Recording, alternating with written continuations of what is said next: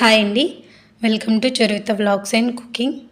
ఈరోజు మన రెసిపీ సొరకాయ పాయసం. ఇప్పుడు ఈ పాయసాన్ని ఎలా చేయాలో చూసేద్దాం. ముందుగా స్టవ్ ఆన్ చేసి బౌల్లోకి 2 స్పూన్ల వరకు నెయ్యిని యాడ్ చేసుకోవాలి. నెయ్యి వేడయ్యాక డ్రై ఫ్రూట్స్ని వేసి ఫ్రై చేసుకోవాలి. డ్రై ఫ్రూట్స్ ఫ్రై అయ్యాక తీసి పక్కన పెట్టుకోవాలి.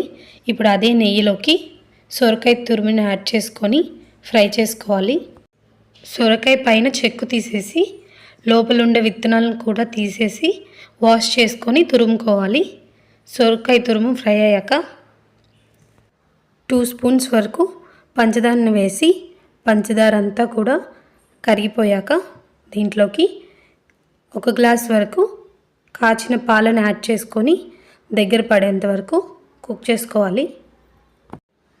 చివరిగా యాలకులు, వేయించిన డ్రై ఫ్రూట్స్ని వేసుకొని 2 మినిట్స్ వరకు ఉంచి స్టవ్ ఆఫ్ చేసుకోవాలి.